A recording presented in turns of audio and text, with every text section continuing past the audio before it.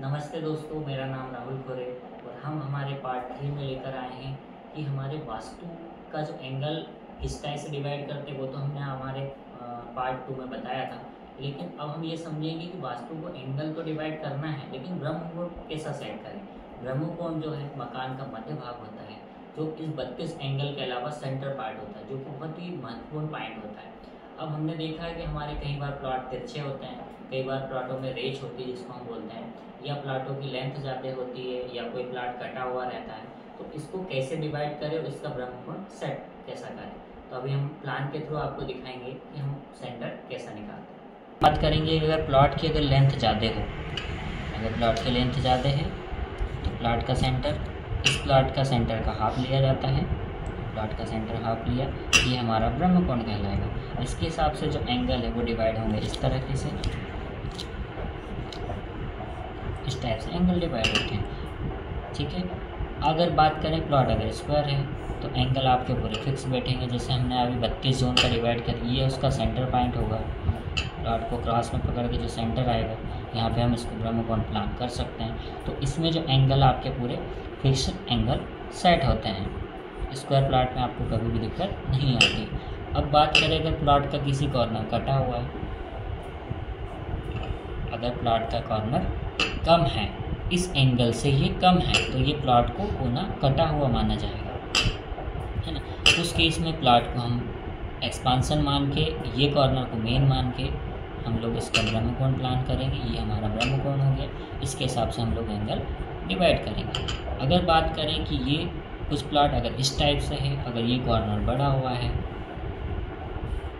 मतलब कटा हुआ कोना कम है, तो इस कॉर्नर को हम बोलेंगे प्लॉट का कॉर्नर बड़ा हुआ है।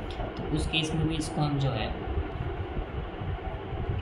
ऐसे डिवाइड करेंगे, नहीं ये है गलत। इस प्लॉट को हम डिवाइड करेंगे इस टाइप से, इस प्लॉट को हम बड़ा हुआ एंगल मानेंगे। इसका मतलब इसका ब्रह्मकोण बड़े एंगल से आएगा, मतलब इसका ब्रह्मकोण ये हो जाएगा। ये राइट मेथड है।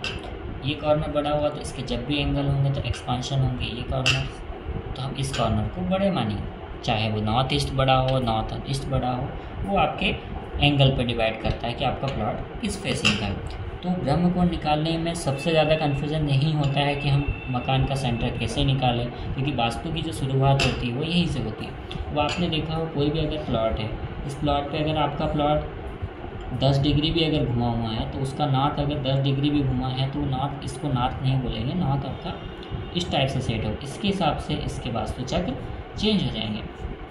वो आपको हम एक बटर पेपर दिखाते हैं जिसमें हमारे पूरे एंगल डिवाइड किए हुए हैं। तो दोस्तों हम देख रहे हैं, हमने कोई 25 बाय 35 का प्लान लिया, जिसको क्रॉस करके हमने एक सेंटर प्लान किया। ये हमारा ब्रह्मकोण रहेगा। इस ब्रह्मकोण में हम लोगों ने, अगर हमारा प्लॉट 10 डिग्री घुमा हुआ है, तो ये हम लोगों ने इस 10 डिग्री को एंगल के हिसाब से हम लोग प्लान पे 10 डिग्री इस टाइप से रोटेट करेंगे। तो अब आप देख पा रहे होंगे कि बैकग्राउंड में हमें जो प्लान दिख रहा है, इसके एंगल देखिए, हमारे 32 एंगल में जो डिवाइड किए हुए हैं, ये एंगल पूरे चेंज हो गए। अब आप समझ रहे होंगे कि यार नॉर्थ ये है या साउथ ये है, तो इसके हिसाब से एंगल चेंज नहीं। इसका अगर 10 डिग्री एंगल पे घुमा है तो इसका एंगल चेंज हो जाए। जैसे अब ये नॉर्थ है तो इसका नॉर्थ हम ये नहीं बोलेंगे, नॉर्थ ये इसको बोलेंगे। ठीक है, इस टाइप से इसके एंगल चेंज होते हैं। हम लोगों ने इसको 16 भागों में डिवाइड करके एक बटर पेपर पे तैयार कर रखा है। इसको भी आप देख पा रहे होंगे, बटर पेपर है हमारा। अगर ये नॉर्थ अभी 90 डिग्री पे है तो नॉर्थ सेंटर पे रखेंगे। अगर किसी भी डिग्री पे 10 या 15 या 20 डिग्री पे, तो इसको हम रोटेट करेंगे। इसके हिसाब से इसका वास्तु चेंज हो जाएगा। तो ये रहा हमारा एक नया प्लान, जिसमें हम लोगों ने सेंटर निकाल के आपको बताया, जो कि है ब्रह्मकोण। और वास्तु की शुरुआत जो है इसी ब्रह्मकोण से होती है। आगे आने वाले पार्टों में हम आपको एक एक अलग अलग एंगल का डिटेल बताते रहेंगे। धन्यवाद।